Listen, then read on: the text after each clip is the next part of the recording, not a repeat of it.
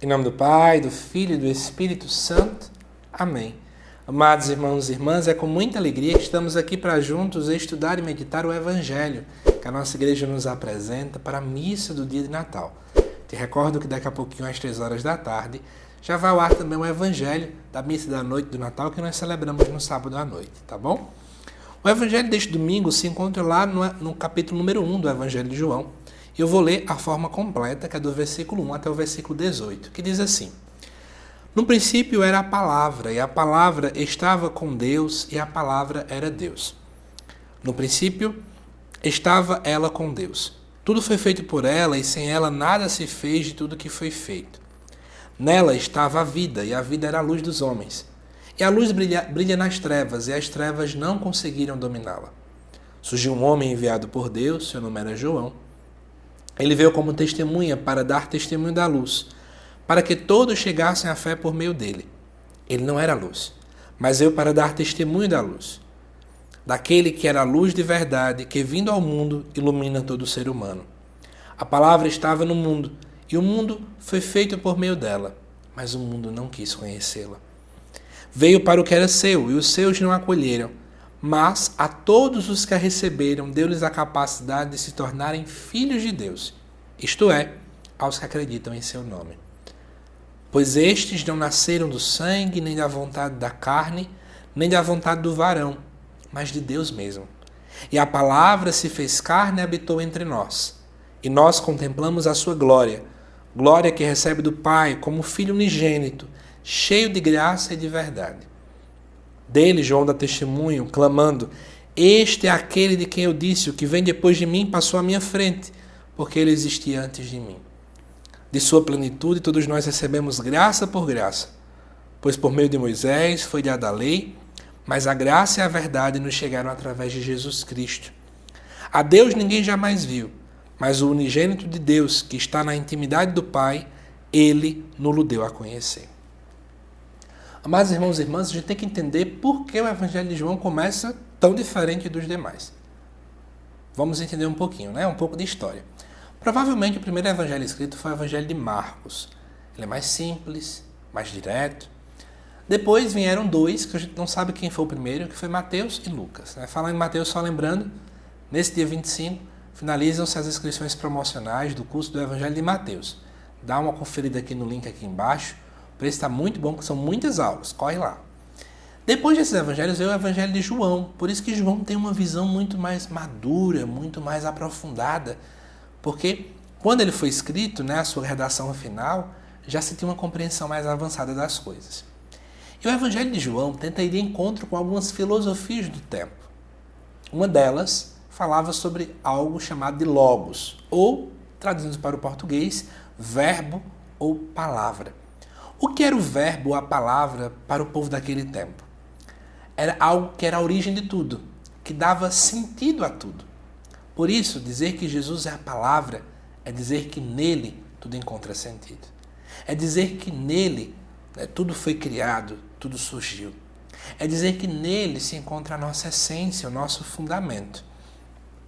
Por esse motivo, olhando para o Evangelho de João, olhando à luz de toda essa dinâmica, o evangelista João começa dizendo justamente isso, de que a palavra já existia no início, ela estava com Deus, e não apenas estava com Deus, como era Deus.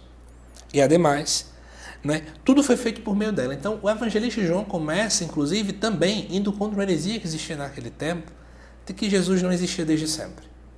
Mas aí, olhando para o evangelho, eu tracei 3 pontos aqui importantes para trabalhar com vocês.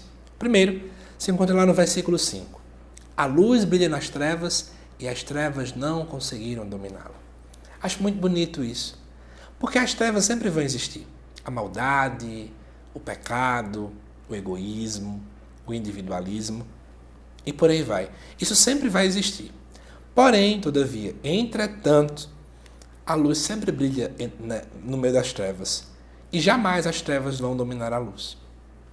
Isso tem que trazer de nós essa grande certeza, essa alegria, essa confiança. Deus é luz e jamais as trevas vão dominar a luz. Depois, no versículo 12, vai dizer assim: Todos os que o receberam, deu-lhes a capacidade de se tornarem filhos de Deus. Basta acreditar em seu nome. Porque estes não nasceram do sangue e da carne, mas de Deus. É o que acontece no nosso batismo. Nós morremos, mas nascemos em Cristo. Nós morremos para a vida velha, mas nascemos em Deus. Tudo isso só aconteceu graças à encarnação do Verbo. O Verbo se encarna, ele vem até nós para nos elevar até Deus. Então é aquela história, né? A gente gasta muito tempo olhando para o alto, procurando onde é que Deus está, cadê? E ele veio, ele desceu.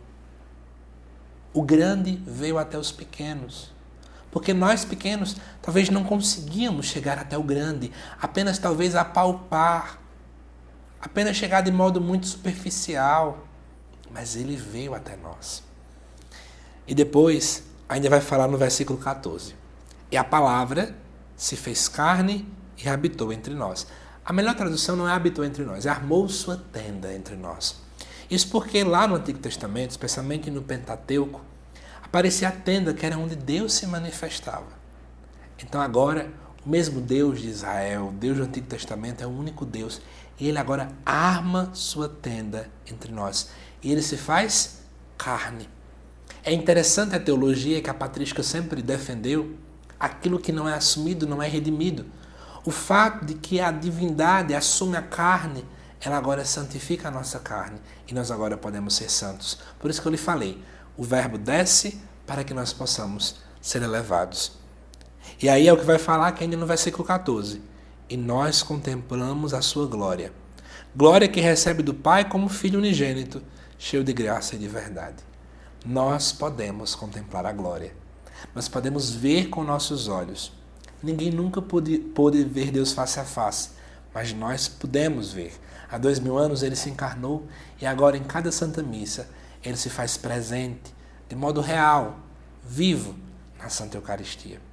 Por isso que celebrar o Natal é celebrar esse grande movimento de Deus, que sendo Deus, sendo grande, a Trindade é tão cheia de amor.